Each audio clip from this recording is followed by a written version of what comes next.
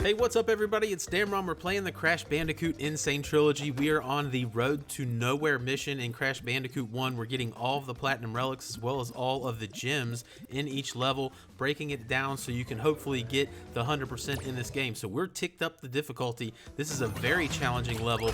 Obviously, we're going to show the Platinum run here without any commentary, and then I'll break it down for you next.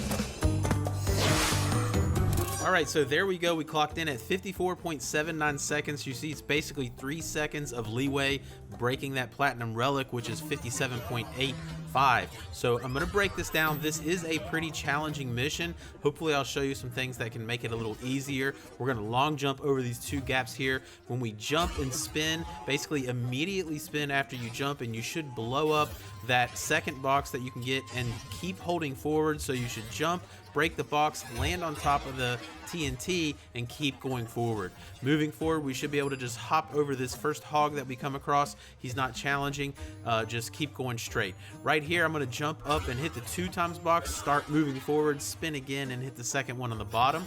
So moving forward, we're just going to do some big jumps over these gaps here. Obviously, it's a little bit scary the first time to land on these single planks, but you can do it. We're going to jump in between those two boxes and spin, and then we're going to stay on the right-hand side. I'm going to do a small jump to this plank and then a large jump over to the left-hand side, and that should allow you to get around that hog consistently with no problems. We're going to do a small jump to this two plank here, a big jump, and then a big jump again, a small jump to this one here, a small jump here, and we can actually do a big jump and make it all the way to the platform here. There is a small gap between the single plank and that platform, so be careful. But if you follow the route that I showed, you should be able to do a large jump and get all the way to the platform. Here we're going to do a tiny jump to get on this one, and then we're kind of a medium jump, and then we can do a large jump all the way to the final 3 planks, spin into this 1 second, jump into these planks here. Again, this is all just kind of memorization, muscle memorization, right? But small jump here, we're going to do a jump here, and a big jump over here to our 3 planks. We're going to jump on this one plank, and then one, and jump to the 2-second platform and spin.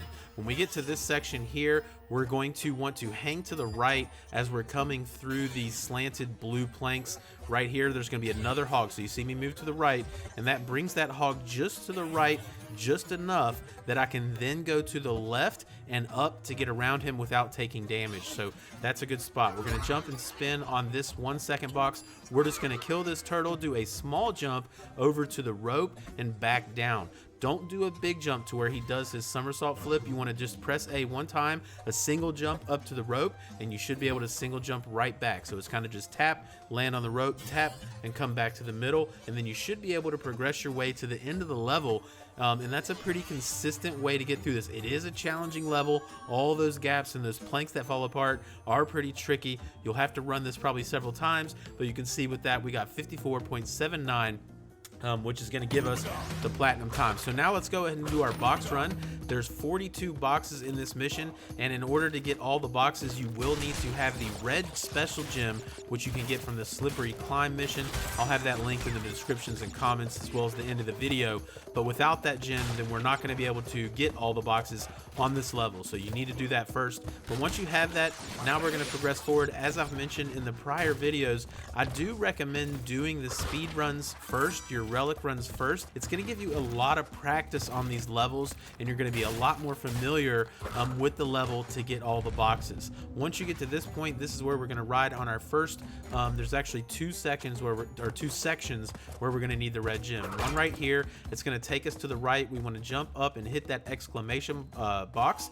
We'll head all the way to the right and jump on that, or just kind of hit that TNT box, which will then blow up the second exclamation mark above it. And then we're going to jump up to this box, and there's another exclamation box that you can't see in those steel boxes that's going to make these boxes appear, and we're going to go ahead and take those out, get another Aku Aku mask, and run back to the same red gem platform that brought us over here.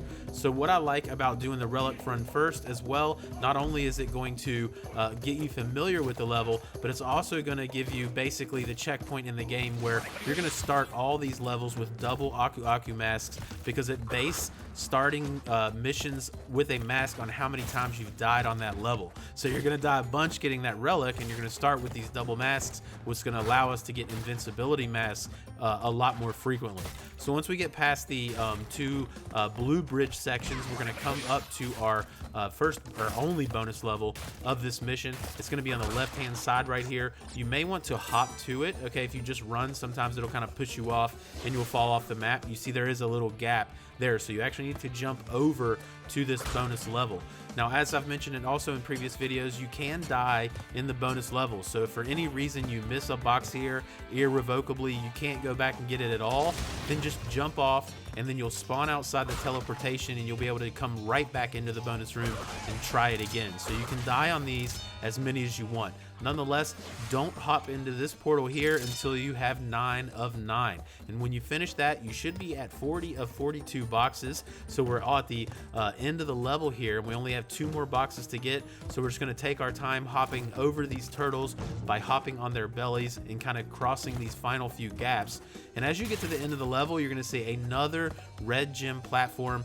Be sure you hop on that and not the end of the level, because you'll be too short.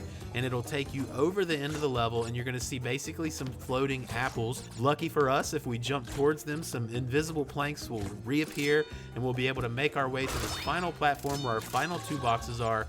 We can collect our clear gem, and that is the platinum relic and the gem for the mission Road to Nowhere. This is definitely one of the most challenging levels in the game. There's a couple that are a little bit harder, but this one is tough. So I hope you guys found that helpful. I hope you're enjoying the breakdowns, and hopefully I'll see you in the next video as we're making our way through the Crash Bandicoot N'Sane Trilogy.